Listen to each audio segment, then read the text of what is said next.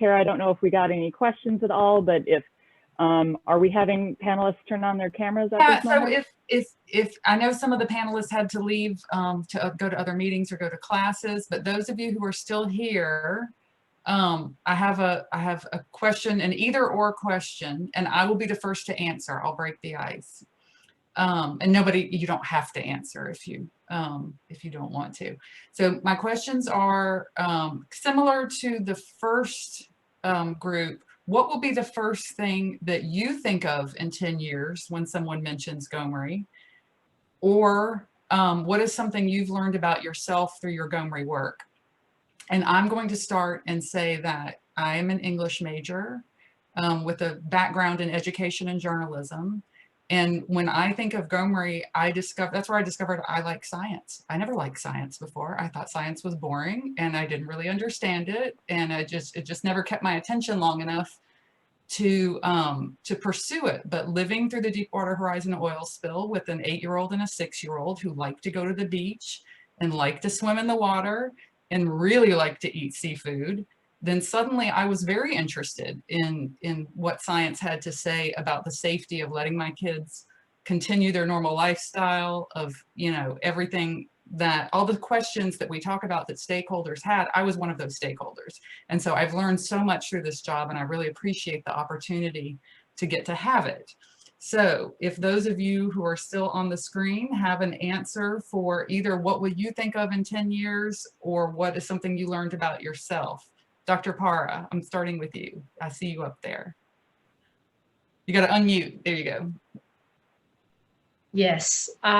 Well, for me, I didn't live on the Gulf before this job, so it was a little bit out of the way for me. But I learned that this area is so important to the country, and it's so important to the Mississippi River is so important to the Gulf ecosystem, and it affects everything. And I think for the rest of my life, I'll feel like I left an imprint in what we know here in the Gulf, and I was part of that. So that's what I'll be remembering and thinking about whenever I hear GoMRI. Dr. Jambazolu. You are muted. Sorry, thank you. I think when I look back, I'll think about how a successful science program, for the Gulf of Mexico can be efficiently, conducted with multidisciplinary, interdisciplinary, and collaborative research. And I'm sure, I think it was mentioned by the program director, how funding for the Gulf, of course, increased due to GoMRI, but hopefully, this will continue, and, continued research over this very important piece, of our global oceans will just last. Thank you. Ryan, you got any thoughts on what you'll think of for GoMRI or what you learned from this? Sure. Yeah, absolutely. So, my first involvement with GoMRI was with the collaborative or cooperative research that we did with Dr. Kastler's team. And, GoMRI didn't have to do that.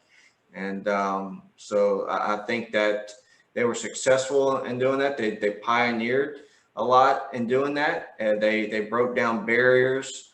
There was not easy. I'm sure if you talk with Dr. Kastler, she'll tell you it was not an easy job to deal with ornery fishermen and the different barriers that we faced. But I think they did a great job with it.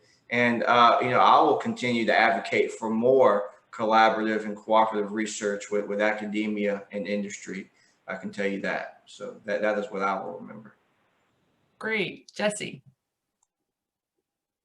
I have two things. One is that after 10 years after leaving research, I have been able, as a result of the investment of GoMRI, to get into the research literature again, and I have really and truly enjoyed that.